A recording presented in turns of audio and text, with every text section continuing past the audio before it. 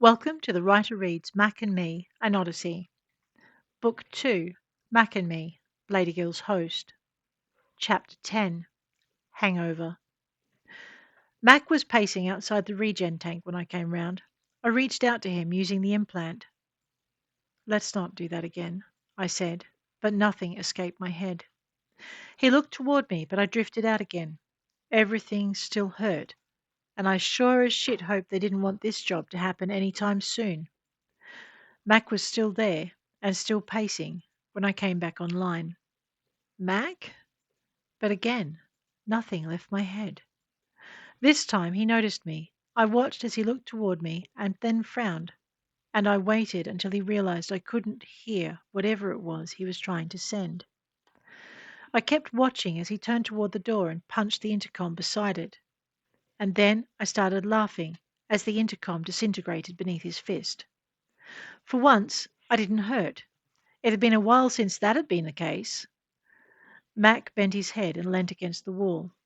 He was still standing there when the door slid open and the young lord stepped into the room accompanied by a medical team.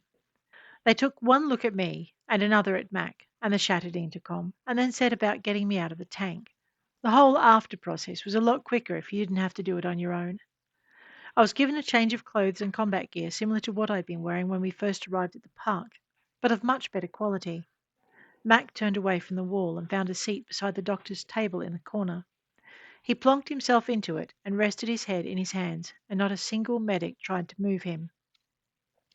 It was worrying to see him so wrung out, especially as we had a mission to run.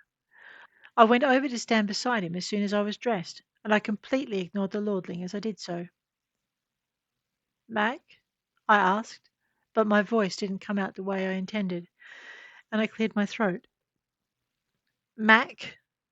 When he still didn't respond, I knelt beside his chair and laid my human hand on his shoulder. Mack? I'm here, he said, but he sounded completely drained, and I wondered what had happened while I'd been out. You have a bomb in your head. He lifted his face to look at me. It's insurance to make sure we do the mission. I squeezed his shoulder and then patted it before getting to my feet. Better get it done then, I said. I was pretty pleased when I didn't hear the tiniest ounce of fear in my voice, and that's saying something because I was terrified. He followed me with his eyes and then glanced over at the lordling. We're ready, he said, and I stayed beside him because all I wanted to do was punch the self-satisfied smirk off the lordling's face, and then maybe pound his head to a pulp.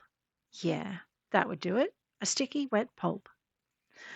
I looked up at Mack, trying very hard to keep my thoughts off my face and behind my eyes. He reached out and took my hand, and we looked at our unworthy host, waiting for him to decide our next move.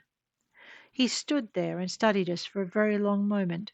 It helped that I could feel Mack's grip tightening on my hand, even if it started to hurt. That was a good thing.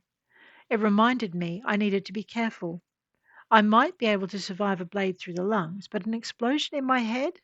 Yeah, not so much. I really hoped Mack had a way of fixing it. I didn't ask him, though. He didn't seem to be in the mood for talking, and I figured he had his reasons. I also figured Tens and Delight were on standby, and I wasn't going to like what had to happen next. There are days when I hate being right, and those stretch into months when I'm around Mack.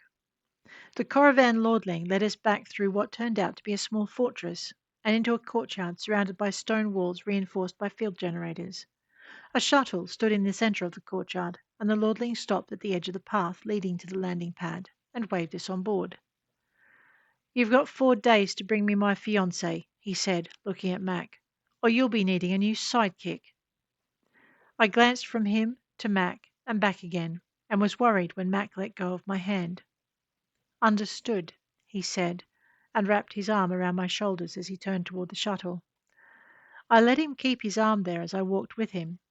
I also tried very hard not to think about the deadly cargo in my skull, or the possibilities that might be waiting once the shuttle goes to our destination.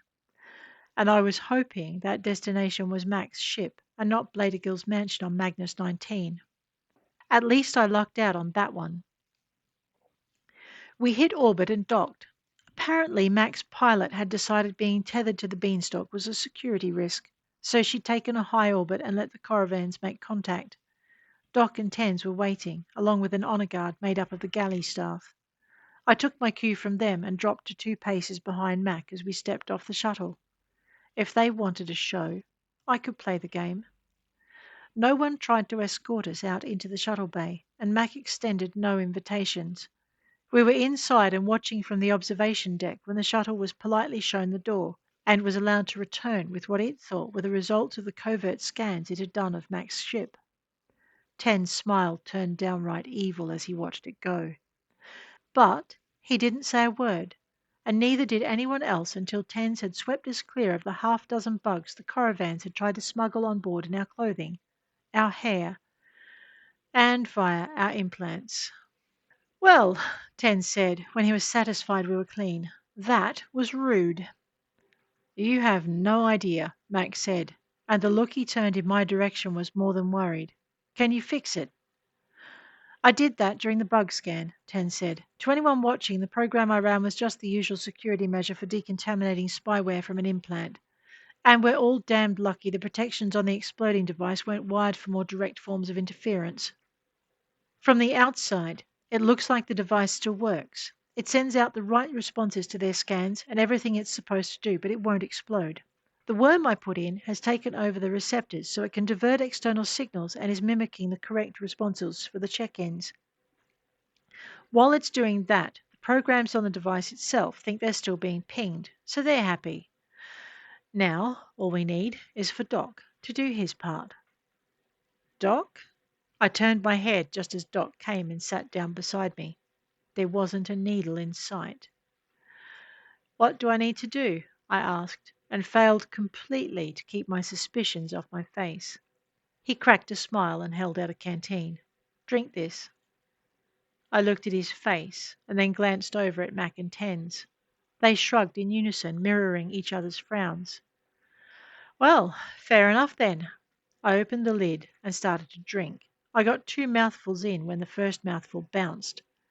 Oh, for fuck's sake, Doc, what is this shit? Chemical response to the stuff in your head? I'd been about to try another sip, but I lowered the canteen instead. Say what? You heard me. Now shut up and drink. I gave him a good hard stare, but it was just to cover up the fact that I was trying to get my stomach to settle while I got ready for the next sip. The next 3 tries stayed down, and then came up on the 4th. Damn, this is worse than the stuff they give you to get rid of colds. And that gave me an idea. I looked at Mac. Your galley got any cherry red? It was a flavouring. You mixed it with water and it formed a sweet drink. Or you mixed it with your medicine to hide the taste. I usually avoided it like the plague because it was too sweet, but I figured it would be an improvement on whatever this stuff was. Mac got that far-off look in his eye that said he was communicating via implant, and one of the kitchen hands arrived with a bottle of the stuff. They handed it to me and then took one look at the mess I'd made of the observation deck and left, returning with a mop and bucket. I ignored them and got to mixing. I wasn't particularly scientific about it. I just filled Doc's canteen to the brim and started drinking. 5 swallows in and I was battling with my stomach again. Doc leaned in, his breath tickling my ear. You chuck that lot up and I'm going to have to go intravenous. Well, there was incentive if ever I heard one. I got my stomach under control and topped up the canteen with more of the magic red. I was going to have one hell of a sugar hangover when I was done, but if it meant avoiding another of Doc's well-placed shots, it was worth it. It took a few good minutes of continuous sipping, but I eventually got the whole canteen down. Done, I said, and returned the canteen, which was exactly when everything that had gone down came right back up. I looked for the bucket, but the kitchen hand had already taken it away. Well, shit. Wasn't he just going to be 10 times so impressed with me? Cherry red stains like a bitch. Doc didn't wait for me to recover. He pulled that derm from whichever coat pocket he'd been hiding it in and got me good and fast. Right then, I was too busy throwing up to care. I figured if I saw a glass of cherry anything this side of the next decade, it would be 10 decades way too soon. You done? Mac asked when I'd finally stopped and was trying to catch my breath. Sure, I said, but I stayed right where I was until someone passed me a mug of water. Try and keep it down, Doc said, and I nodded. The water settled my stomach enough for me to get to my feet without losing anything more. I wiped my mouth and looked at Mac.